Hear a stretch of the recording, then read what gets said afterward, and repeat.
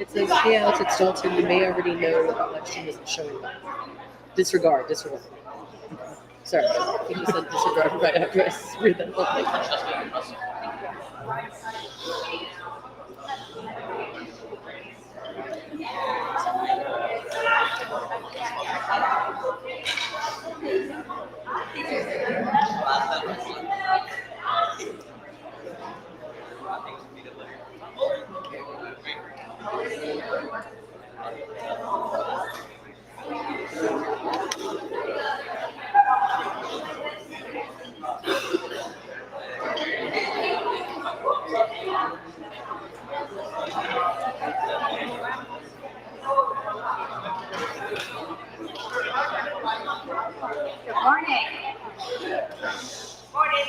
Good morning, everyone. Welcome to the beautiful Patterson Performing Arts Center in East Central. I want to thank them for hosting us today. My name is Jean Russell, for those of you who don't know me, and I am the Executive Director of CAS Schools. And so we're here to kick off our annual Regional Civics Fair, Speak Up, Speak Out.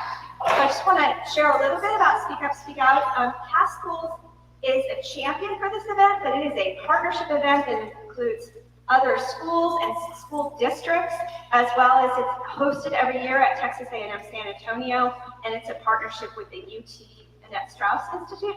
So this is a community collaboration, and we're so excited to have our CAS schools here, but also other schools like Democracy Prep, and those of you who are joining us online. So welcome, we are super excited.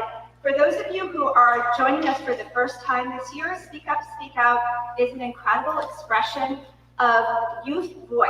So young people having an opportunity to examine their community and think about ways to make it stronger, and then connect with leaders, adults in our community who can help you bring those ideas to reality. So I'm so excited to see what you guys share with us this year, and how we can make community change together. So without further ado, I want to quickly have everyone give a round of applause to Alex Rodriguez,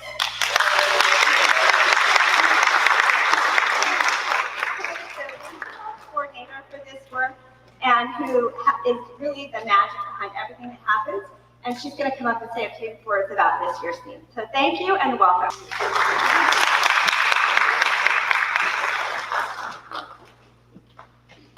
Good morning, everyone. My name is Alex Rodriguez with CAS Schools.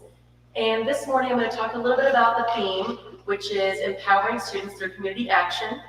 So why is this important? It's important because students are not just the leaders of tomorrow, but they're the change makers of today. And when we involve students in community action, we unlock a world of benefits. They learn by doing, gaining practical skills, and developing problem-solving abilities that textbooks alone cannot provide. Community action also instills a sense of agency. Students take pride in their neighborhoods and schools, working to make them better. This program fosters collaboration, and students learn to work with diverse groups, cultivating empathy and understanding. But perhaps most importantly, community action nurtures leadership. It gives students a chance to step into roles they never thought possible. Through community projects, students can tackle local issues head-on. They can address environmental concerns, promote social justice, and enhance education. Their passion and drive can bring about significant change.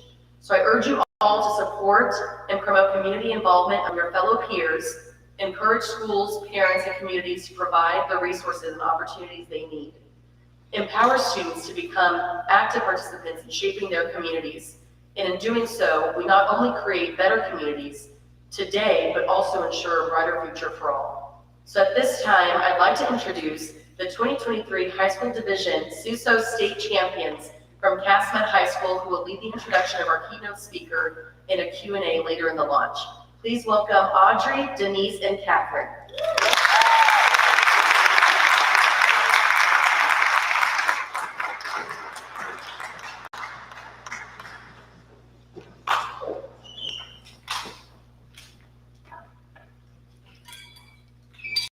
This morning, we are pleased to be joined by community leader and keynote speaker, Nelaya Flores Gonzalez. She is the Chief Executive Officer at City Education Partners. She grew up on the west side of San Antonio. She graduated from Palo Alto College and the University of Texas San Antonio. She holds a Bachelor of Interdisciplinary Studies and a Master's of Educational Leadership and Policy Studies from UTSA. She has more than 19 years of experience in education, has served in a variety of roles, from classroom teacher to superintendent of schools. She's had the opportunity to learn, work, and study in the education ecosystem of Texas, Illinois, and Oklahoma, in both district and public charter school systems. Please give a round of applause for Ms. Dalia Contreras.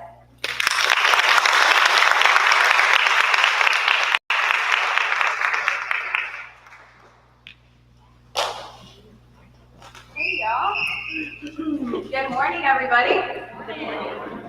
Woo. Good morning, everybody. Good morning. It's so good to see you all. It's so good to wake up today and have another day of life, which is definitely a privilege denied to many. And considering everything that's happening in the world today, if you stop and look at here locally, nationally, and across the globe, us being able to sit here in the safety of this room, with the love of family, with food in our bellies. If you had breakfast, I didn't have breakfast today, but you got food in your belly. Those are things sometimes we take for granted, and I just wanted to take a moment to really sit in appreciation for what we have in this moment and how special it is to be here. Thank you for having me. I wrote a speech because I go off track a lot, so this is how I try to keep myself together. But I might still go off track, but I'm a storyteller, and so you're gonna hear a lot of story. As I prepared to speak to you today, I pondered about the title of this event quite a bit. Speak up, speak out. What does it mean to speak up and speak out? Why do we need to speak up and speak out? What keeps us from speaking up and speaking out? Who gets to speak up and speak out?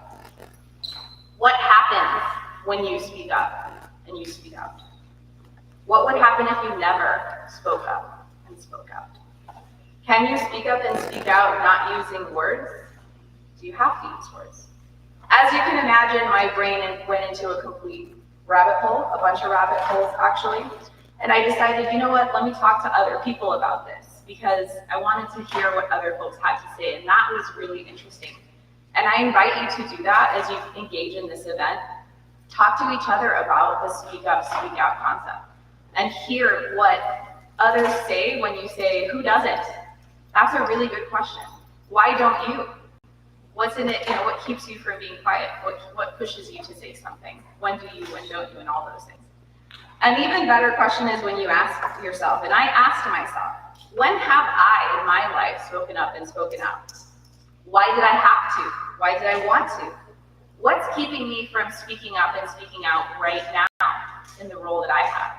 Is there anything I'm not speaking up and speaking out about? And what's holding me back?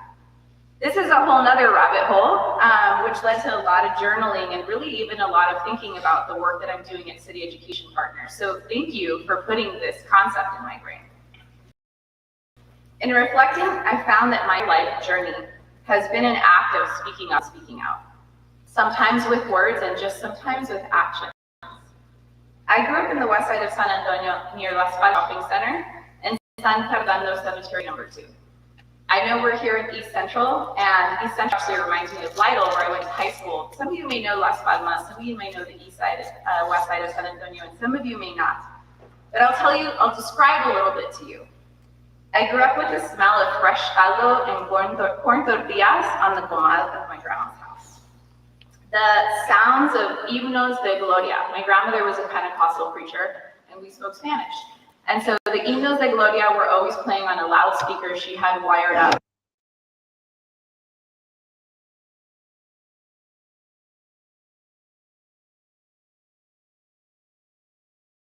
All kinds of music came. I remember sitting around the living room laughing at Sábado Gigante, which you all may not know what that was, but you can Google it later. There's still some videos. And hearing the stories of our family. I also grew up with those moments of joy being disrupted by gunfire and shots outside, and fears of safety and fear, getting under your bed and stopping all things. I grew up in this strange mix of joy and fear, happiness and sadness, peace and shock. I would describe it as pure juxtaposition. I have the ability to hold two different things in both hands at the very same time. And that's sometimes in this world something that we can't do. It's either this or that. We have binary thinking. But two things can be true in one place. Your truth and my truth can coexist. And it's on us to make safety and space to have those conversations. By the time I entered my freshman year of high school, that was my 19th school. 19. No, we weren't military. I grew up in extreme poverty. I had dropped out in 6th grade. I was in the juvenile justice system, and I was functionally illiterate when I went into high school. I could not read. And so I was very angry and very unhappy to be there. And my family moved me to Lytle High School, which was a rural town, and a lot of students rode their horse to school. And I walked in with red wing boots and dicky pants and a flannel shirt and concha earrings and a full chola vibe, and nobody looked like me.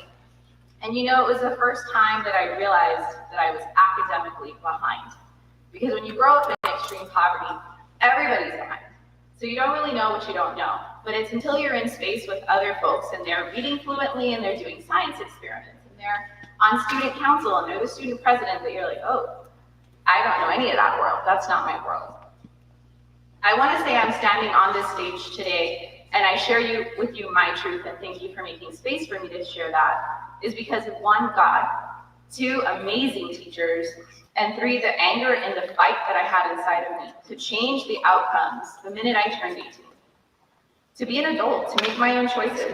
I'll never forget my first angel, Miss McGuire. She was my civics teacher and she quickly became my best friend. I would come to school early just to go into her classroom and help her set up for the day. I would go eat lunch with her because I said it was for her, right? So I would help her grade papers or participate. It was really for me. And I would go to school after school and stay with her because I wanted to ask all the questions I didn't ask in class. And she asked me to be in her public extemporaneous speaking, UIL course. I couldn't even say extemporaneous speaking at the time. But I knew that Miss McGuire was there, and if she was there, I wanted to be anywhere she was. The very first day of class, she gave me this huge file box. I don't know if you've ever seen a file box. And it came with hanging file folders, index cards, and magazines. I knew I loved flipping through magazines, but I had never seen magazines like this. Consumer Report, the New York Times, Harvard Business Review, The Economist. I remember opening them, and I could read every 1, 2, and maybe 3-letter word. But there were so many words I couldn't even read, and I was just so confused and like, what did I get myself into? But strangely enough, there was a quote that I read that day in 9th grade that has stuck with me, and I'm 42 years old, so it's been a while. And this is the quote. To each there comes a time in their lifetime, a special moment, when they are figuratively tapped on the shoulder and offered the chance to do a very special thing, unique to them and fitted for their talents. What a tragedy if that moment finds them unprepared or unqualified to that which would be their finest hour. I couldn't read the whole thing at the time, but I got the gist, and it was from Winston Churchill. I had no idea who Winston Churchill was, but the quote spoke to my soul, and this is what I heard. I heard, one day, very soon, because I was already going to be 18, I am going to be in control of my life, and I will be able to dictate, and the world is going to need something from me. Am I going to be ready? And what am I doing right now in high school to get ready instead of waiting and thinking that life will start at some point and then I have to worry about it later? I didn't have that luxury. So that day, that fire was lit in my belly, and it only grew bigger and stronger. And so I have really been thinking a lot about that and how you can channel your pain and all of your experiences into something really beautiful, something that actually serves you, that you can live life, but you can also design life, you can create life, you can embrace life, break things down, build things up, restructure the world. And that's what Speak Up, Speak Out and the work that you're going to be doing really means and is really exciting. Because of God and a handful of incredible high school teachers like Miss McGuire, this fire lit up, and I was able to do so much. I graduated top 10 of my class. There were only 86 people, but that was still a big deal. I went to college, I became a teacher, I got a master's, I was the chief of staff for the 3rd largest district of the country. The whole time that I was doing all this work, the thing that pushed me was that thing that made me, like, my belly uncomfortable. So when I was a classroom teacher, I would hear teachers talk about students, and it was all in the deficit. So-and-so's always late, so-and-so never does this. Everything they weren't doing, everything that bothered them about students. And I was like, our students are so amazing. They're doing incredible things. You don't know them. You don't know what happened at home. You don't know what they're dealing with at school. And so I just spent a lot of time with the students. Whatever the students wanted to do, we did. We started National Junior Honor Society. We started a book club for folks. And so it was like the students led in my classroom. I wanted more teachers to be like that. So I decided to become a school principal. And when I became a school principal, I started to feel things coming from above that didn't make sense. Well, why are we doing that? That's not going to make sense to teachers. That's not going to make sense to students. Who's deciding this? Let me go up and be a superintendent. And I started moving in the world, figuring out what pieces were an issue and trying to solve them. You get a chance to do that right now, today. You get a chance to look at your own life experiences. What's causing you pain? What's causing your family pain? What's causing your community pain? What's happening that's pure luck? I feel like my situation was pure luck. I don't say I am where I'm at because I worked hard. Did I work hard? Absolutely, I worked hard. But I was very lucky. And taking luck out of the equation is what's driven me to spend 20 years in education in many different roles, and now here at City Education Partners.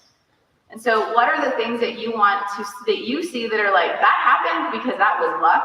And that shouldn't be luck. Every student in this room should have access to that. So what do we need to change about the system or the structure? And you can think about it in school, you can think about it at your house, you can think about it in your parents' industry. Are they in medicine? Are you thinking about groceries and access to food?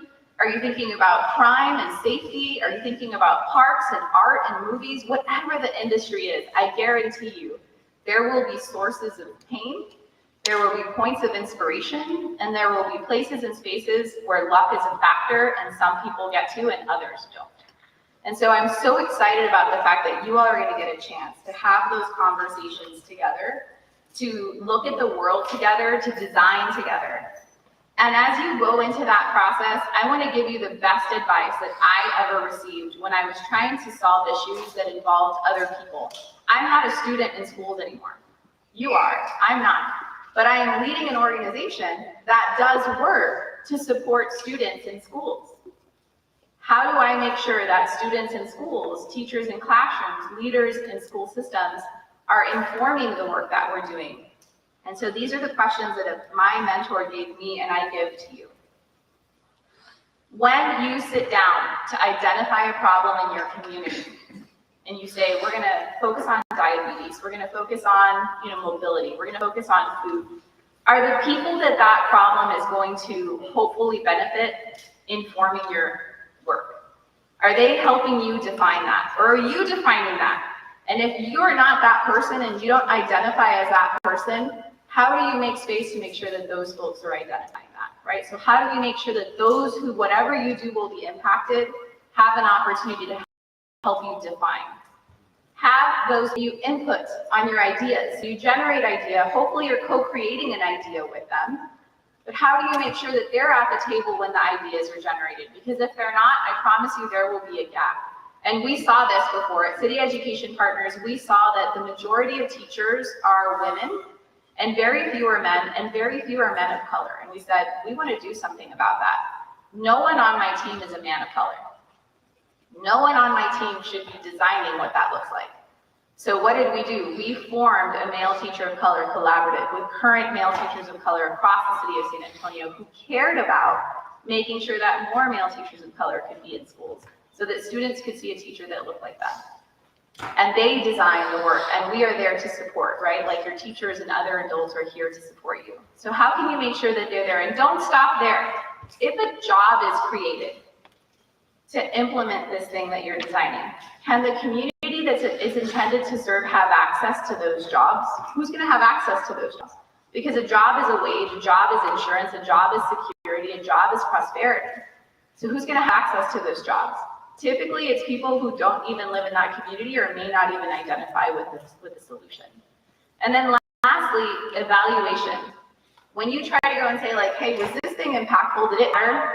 How well did we do? Are you deciding that feedback? Or is the community you intended to serve there at the table telling you how well or not well? And these are really important questions because as you design a way to change the world, make sure that you're doing it with the world, right? That you're doing it with the people that you care about, with the people that you're intended to impact. It is really an honor to be here with you today. I was sitting in the car and was like, if I could only go back to high school and really understand the moment I was in high school. And the weird thing about that was like, if I could just go to the moment I am in now as a 42-year-old and understand the moment I'm in right now. And what I took away from that was like, the moment that you're in right now is the moment that matters. You have the power, the genius, the interest, the voice, the hands, the feet, the knowledge, the brain to make your life better for yourself and for others. So I can't wait to hear everything you're going to do as you explore yourself, as you explore your community, and as you decide how you're going to speak up and speak out. Thank you.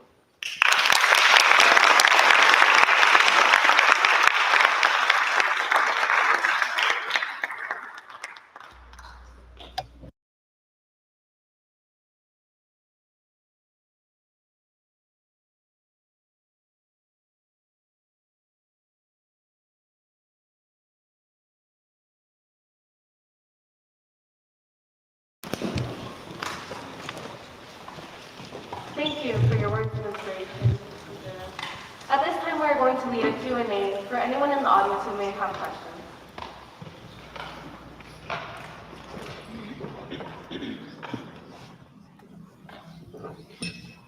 Don't be shy.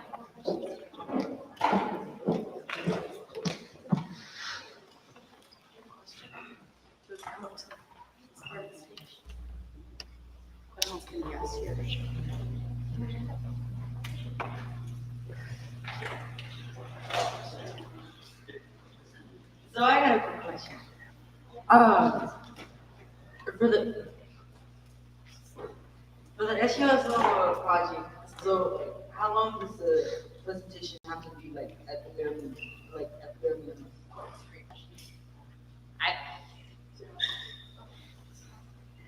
Can you repeat the question? I said for the SUSO project, how long does the presentation have to be at the bare minimum? Like how many slides, like how many words have to be on it at the very least? Your presentation's required to be no more than 10 minutes. Okay. And then I think the slides, it's whatever, as long as it's no more than 10 minutes, your actual presentation. All right.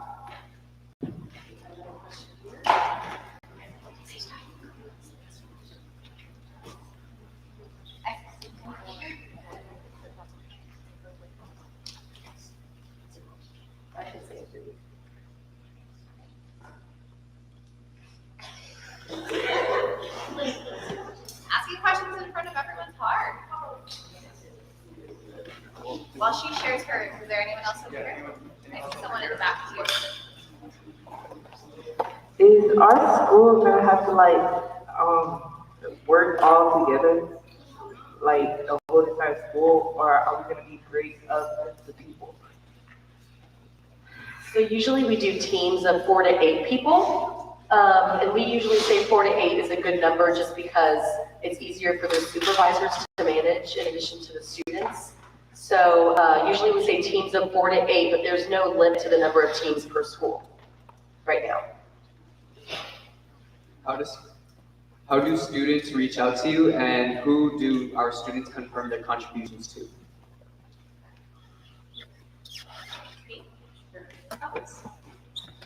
If you want to reach out to me, and actually I was going to offer, if there's anyone focusing on K-12 education, my team would be happy to sit with you and share with you some of what we've been working on, share with you data that we have created, talk about why that data, strategies we've implemented, and be a thought partner to you through any of it. My email is Dalia, D-A-L-I-A, and I'm sure it can be sent, at cityeducationpartners.org.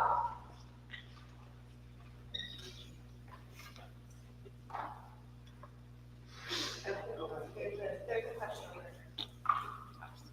What was the most important person that you guys had to see, like, for presentation? The mayor. I think that was probably the most.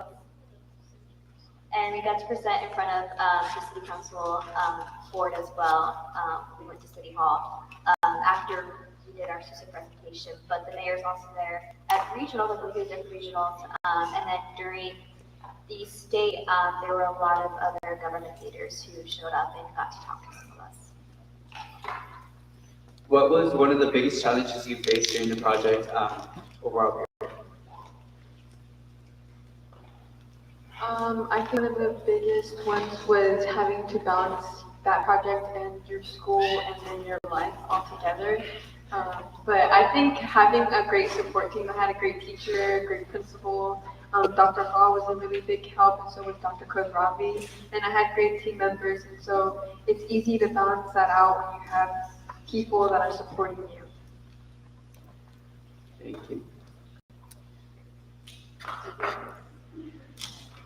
So where are you located if we want to visit your office for assistance? Me? Yeah. Well, we don't have offices actually. We used to have offices when the pandemic hit, everybody was working from home. And so we learned how to work from home. It also saved us $50,000 a month through all the expenses because we ran a building. And so we actually used that money instead to put more money out into grants, into teacher prep support. And so we keep our office budget lean. So it's at my house, but we borrow everybody's offices. So I could be like, hey, Cass, can we meet at your school? Or can we go out into the community or go visit something together? So our real office is the community. Anything you're interested in exploring, we go there. Why do we do this every year? Why do we do this every year?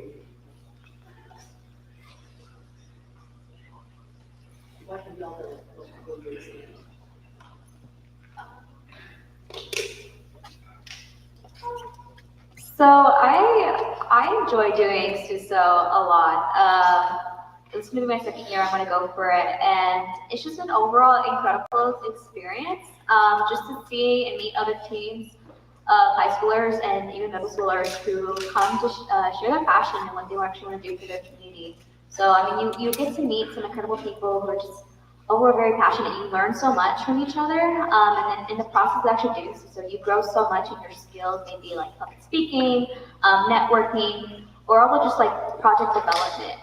So we got to learn a lot doing that, and I hope to, like, as I continue doing it for the rest of my high school years, that I get to continue growing in my skills and then meeting some incredible people.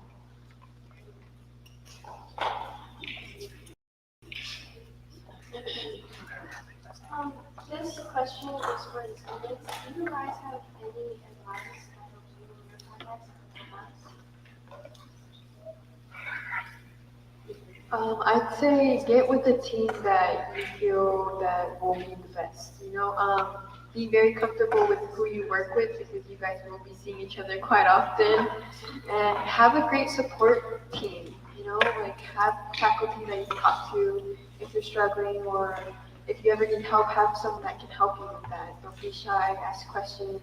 Ask for help. I think one of those. That's really big. Ask for help if you need it. So if you can do it with your friends, that's great, and if you don't, that's also fine. At the beginning of our SUSO project, we didn't really know each other, but we did definitely get to know each other throughout the process, and it did bring us closer. For some of the challenges that we faced or whatever feedback we got, definitely having that support, whether it be our teachers or any other feedback that we got, that also helps us a lot. So just make sure you have someone there.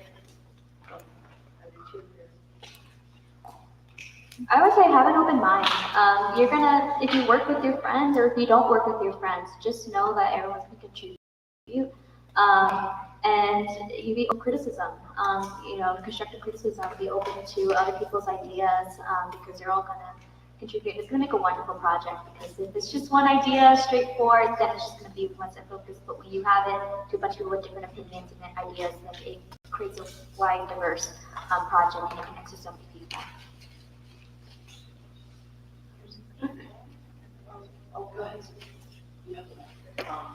What advice would you give to people that might be anxious or nervous going into a project like this? Like, what advice or techniques would you give to someone who is fearful going into a big project like this? Okay, so being nervous is very normal. I remember when we had first done this, we were all very extremely anxious. But like I said, having a good support group, that's one of the most important things. Have someone that you feel comfortable with, the faculty.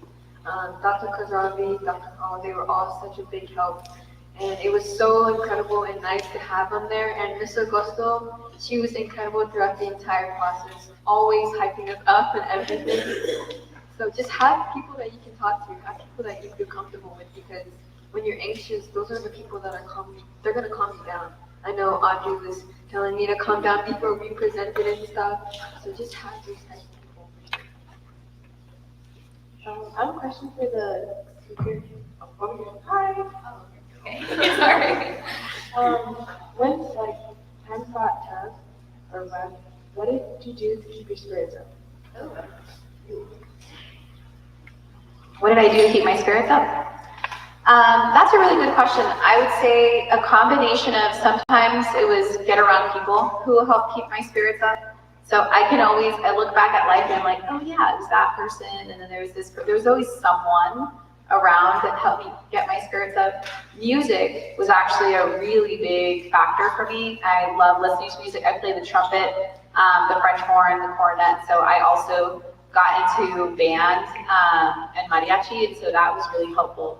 And then I would say the thing now is really finding that within yourself, right? Like sometimes you have to find it externally, but when you can really get into a place where you can tap into your own sources of joy and motivation and excitement, that's a real powerful place to be, because you may not always have those folks around you. And I would say the last thing is art. I love art. I love creating, doing things with my hands. It's very therapeutic. It makes me feel very joyous when it could be like the world burning around, but I'm in doing something in art. I make earrings. And so that's something that I do. They're clay. So I would say find that thing, whether it's, maybe you like to read, maybe you like to plant and garden, maybe you have an art form or a music form, or maybe it's serving and being with others and helping others, but find that piece of joy. Those are the ones for me.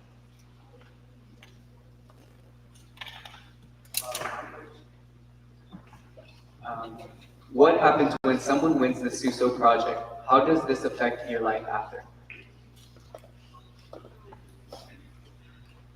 Okay, so you have two competitions. You have the first is the regionals, where you're around San Antonio, and we actually placed fourth in regionals, but there is an opportunity where you can do video submissions, and then it gets rejudged again for like all the judges to see them. Because usually when you compete, you're in one room with maybe 4 or 5 judges, but all the judges get to see you. So it boosted up our rank, and that's when we got to go to state. So when we won state, it was actually quite a surprise. We got a little small recognition for our research, and we kind of thought that was it. We're like, oh, we came to Austin, but at least we went home with something. And then when we were caught last for winning, it was insane. Like I can't even really process it still, but it definitely changed our life, but it didn't change our passion or our interest. We knew that even if we weren't gonna win, we were still gonna continue through with our project, because it was something that we really wanted to do. And so when we went through our project, which we called Depot, it helped us a lot with our connections. The cast member was very supportive with us to, wanting for us to share our experience for doing SUSO and everything, but our work with Depot has always continued, and we feel that despite us winning or not, that we would have had still continued with the project, because that's what you want to go in with. You want to go in with that passion for your project, that it's not a win or lose. It's, I know I'm going to do it because I am going to speak out, I'm going to speak up. You know, this is what I want to do, and this is what I'm passionate about, and I think we can change that. And winning is not the end all be all. It's definitely a way that I see it, a milestone as to see how we've been able to show or that this is working, that we are in fact giving out the information that we want to. It's definitely a passion-based project, and we're still going. It's not, it wasn't the end, it's just a milestone for us to continue working with it. And we have our last question over here on this side. So my question is, why did y'all pick Rico? And like, what are some things that y'all, like, the reason why kind of everything that y'all did? I started as a freshman, Depot was already a club. So I was mostly just curious about it. So when I asked Ms. Evelson and she told me the information about the club, I was like, I want to join this because my brother has diabetes, and diabetes is something that's always run in my family. It's definitely something that I have had to deal with closely. So I'm realizing it's getting bad. I should try to find ways to help it. And Depot, I found out about Depot, and so I joined it. And then I met these amazing people and teammates, and I've just been able to work to, yeah, it's like really helps me personally. Having that passion because of my personal experience helped with the passion towards the cause. And just for the people that don't know, Depot is a club and started at Castle High, stands for Diabetes Education Prevention Organized Team. And I did this for SUSO because my grandmother has diabetes. She grew up in San Miguel, so she didn't have those resources to understand what diabetes was, ways to prevent it, ways to treat it. So when she got here to America, she was in a lot of pain, and they put her on a lot of medication. So growing up, I had to see her suffering so much pain, which is why I have a personal experience with this. So I'm so close tied to this because I'm extremely passionate about diabetes and ways we should prevent it, and educating the people that do not have the proper education to understand what diabetes is and ways it can affect the community, how it runs in families, and how it can affect anyone in the future. Yeah, so I joined Depot at the club, and when I heard that we wanted to take it to compete for SUSO, I automatically I want to do it. I am overall a huge advocate for promoting health and fitness literacy minority populations, and so I knew I can contribute a lot to the team. I was very excited because I love where Depot's mission was to help educate youth about diabetes awareness through workshops and education. And I just knew that that was something I really wanted to be a part of. And so it's not really anywhere where, I actually thought it was going to be, but like where we are now is not what I really expected. But I'm so grateful for it, and I'm grateful that I, chose to, because it's something I'm really passionate about. Hello, okay, Valerie, is it? I had wondered, because you said you went into high school with literary setbacks and you did a reading level and how we're supposed to be, and then you graduated top 10 of your class. What did you do to excel yourself to that position, especially like being so set back? What did you do to separate yourself from where you had been to where you went?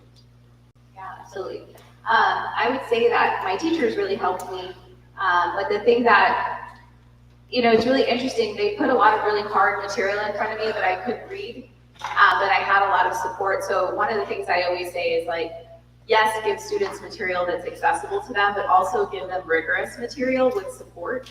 And so, make sure that you're not keeping yourself from accessing what your peers are reading and what other, folks are reading that are more advanced, and grapple with it and ask the questions, and what does this mean, and how do I had to learn phonics and phonemic awareness, so I had a teacher that knew how to teach me those skills.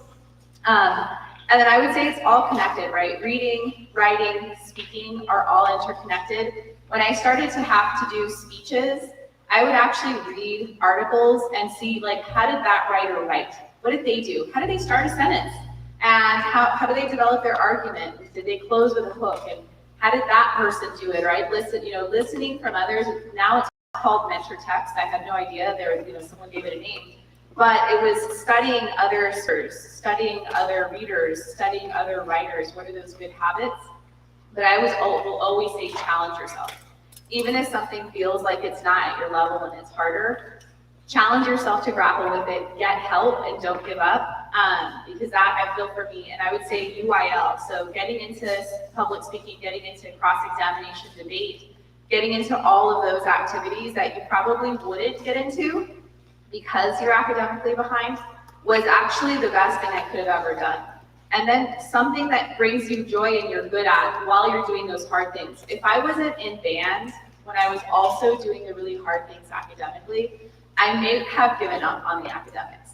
So I had to have a place at school every day that I felt really good at what I was doing, and I could take that energy and that confidence and use it in the places where I was really struggling and doing stuff that was really hard. Let me get the mic back over here. I think I had one last question. Would you pass it down?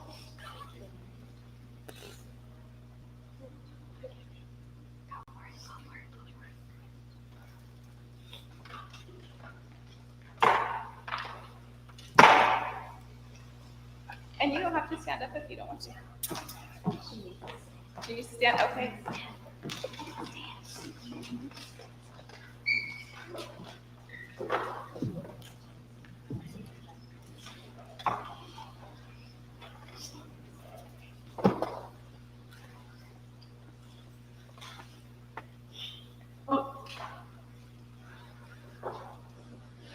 I wanted to know how you overcome like your anxiety with public speaking, like during your interviews.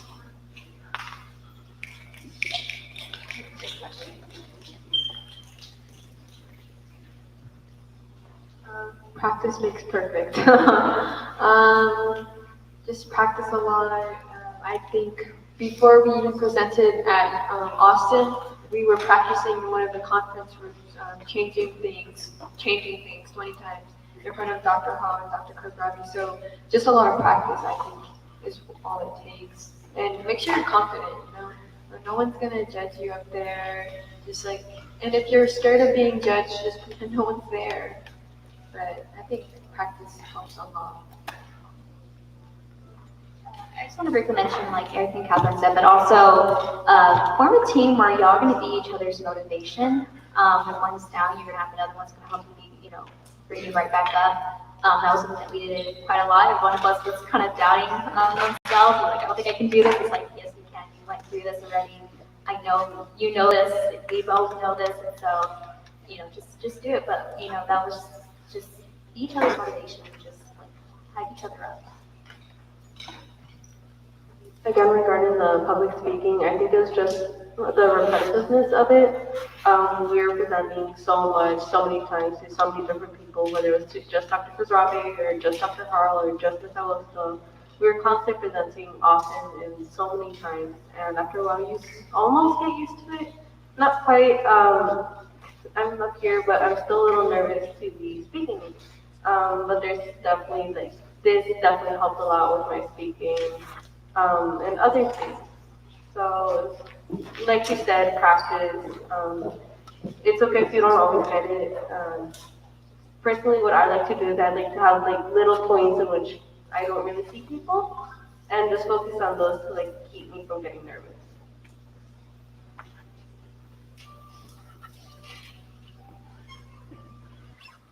Okay, I'm gonna share a little bit of dates with y'all, so I'll give y'all some time to, if you want to pull out something to write down. So I'm gonna share some dates, so if y'all want to take some time to pull out a notebook or something to write these down, I'll give you some time.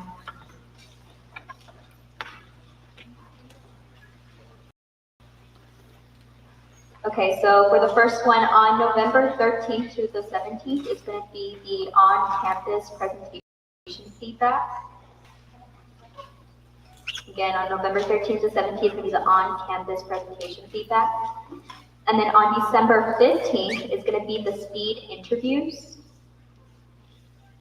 On January 19th is going to be the regional fair for San Antonio. February 2nd is going to be the video submission deadline. And then March 4th is going to be the State Civics Fair, which is it's going to be in Austin, right? Or you're not sure yet.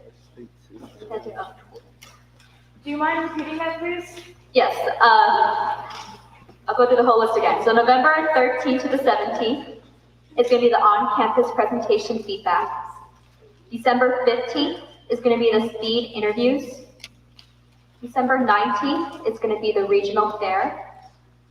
February 2nd is going to be the video submission deadline. And then March 4th is going to be the State Civics Fair. Thank you so much. Well, we just want to give another round of applause to our speakers and Dalia Cabrera today.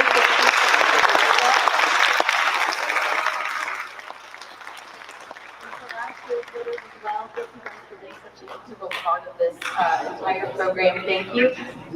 So at this time, we're dismissing, but if anybody has additional questions, please talk to your supervisors who can then get in touch with me or anyone at the CAS network.